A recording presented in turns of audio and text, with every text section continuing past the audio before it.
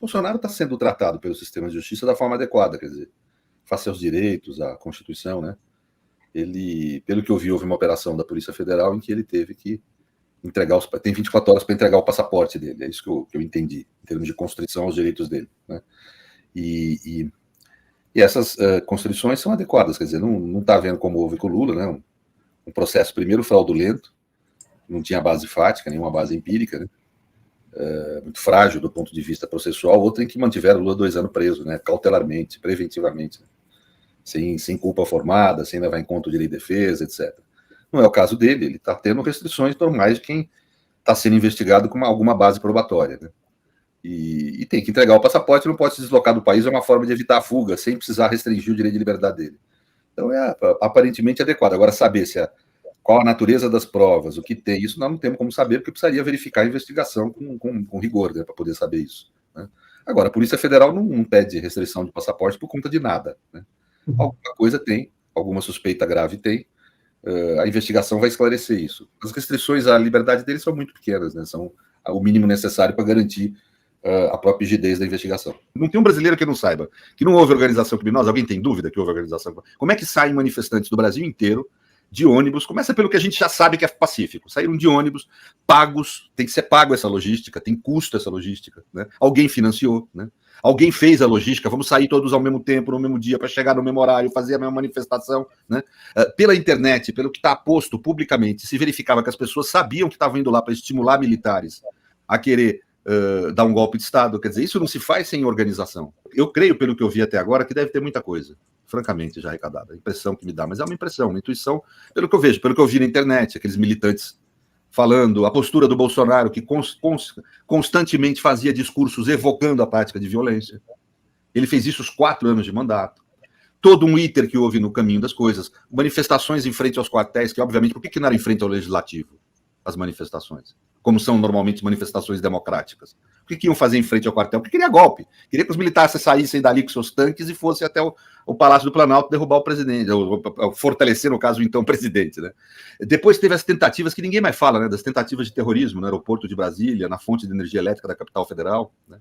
Ou seja, você teve tentativas de atos de terrorismo, explosão de bombas, né? Em ambientes que afetavam, vamos dizer, a logística de funcionamento da capital federal. E logo depois tem o 8 de janeiro, que foi uma espécie de ápice, né? Então, me parece que tudo isso indica claramente a existência. E 8 de janeiro, com ônibus, com estrutura material, financiamento, tudo isso indica claramente a existência de uma organização criminosa, ou seja, a materialidade do delito, né? Me parece que já está comprovado, são fortes, pelo menos, os indícios de haver uma materialidade do delito. O fato criminoso houve tentativa de golpe, etc. Aí, quem que foram os agentes? Então, num primeiro momento, o que fez corretamente, está tudo até agora indo nos trilhos, gente. Identificou quem executou, os que estavam ali na internet, os tontos que foram lá falar, né? Ó, nós estamos aqui para dar golpe. Pronto, pegou esses caras que estavam no 8 de janeiro, que declararam publicamente que estavam ali para dar golpe, etc. e tal, pegaram esse conjunto de provas, fizeram investigação, demonstraram a materialidade do delito. A autoria está mais do que demonstrada. Eu vi, esses processos são públicos, eu vi. A autoria está mais do que demonstrada, né, pelo que eu vi na internet, não tem dúvida, né? Acusaram essa gente, deram o direito de defesa, deixaram o processo terminar, o Supremo condenou já alguma delas, apenas graves. Correto isso. Não tem o que falar no plano da constitucionalidade de um Estado democrático de direito. Foi uma defesa da democracia feito nos quadrantes dos direitos humanos e dos direitos fundamentais. É assim que as coisas têm que funcionar no país. Ninguém foi preso preventivamente. Houve um erro. As prisões preventivas que estão ainda ocorrendo desses manifestantes. Isso é um equívoco. Tinha que ter soltado todo mundo para deixar para o mundo claro que as pessoas estão sendo condenadas dentro dos quadrantes dos direitos humanos. Esse é uma falha, um calcanhar de Aquiles que essa operação tem, a gente tem que falar. Não devia ter mantido as pessoas presas. Elas tinham que ter sido presas como foram em 8 de janeiro para evitar o golpe, é correto ter prendido, mas um tempo depois deveria ter solto. Eu estou sendo aqui bem claro, inclusive no que eu vejo de erros. Agora, não há modo de defender a democracia sem erros humanos de quem defende. Também é isso. Isso não se trata de exceção, de medidas de exceção, como as que foram praticadas, por exemplo, contra Lula e contra Vacari, que se forjavam processos crimes, como a gente vê hoje, fraudavam processos crimes para poder pôr gente na cadeia sem nenhum critério. Esse caso não foi assim, porque a prisão foi correta no dia 8 de janeiro. Nós vimos o que aconteceu no país, nós não somos, agora parece que a gente parece que o que se quer produzir no país, uma parte da direita, é um surto, confundindo fantasia com a realidade. Nós vimos o que aconteceu, todo mundo aqui viu na televisão o que aconteceu. Todo mundo viu. Ninguém pode negar o que viu, o que assistiu, né? Houve algo grave ali, o mais grave no mundo democrático. Não houve nenhum país democrático do mundo, nem o Capitólio nos Estados Unidos, que tenha sido tão grave, porque atingiu todos os poderes. Houve uma articulação a nível nacional que empreendeu uma associação criminosa complexa. Isso todo mundo assistiu e vinha assistindo. Agora está vendo o quê? Nós estamos chegando nos mandantes.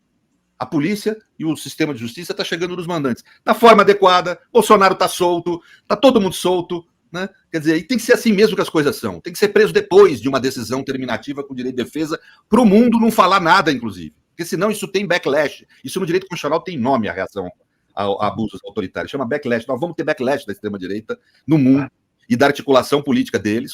E aí ganhando grandes setores da sociedade para crítica, nós vamos ter backlash se a gente não fizer direito. E eles estão fazendo direito até agora. O que tem, por enquanto, da extrema-direita, eu li, é mais mimimi de defesa do que coisa concreta e real de erros do sistema de justiça. No geral, na hora que você põe na balança erros e acertos, nós estamos dando uma lição para o mundo.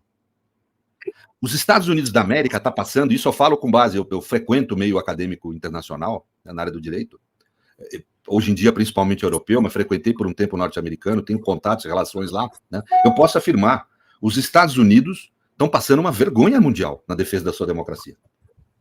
Eu posso dar exemplos aqui, o que está acontecendo com Trump nos processos. Né? Há uma grande queixa no meio acadêmico norte-americano falando que o sistema não está funcionando. Trump fez um discurso que provocou uma violência.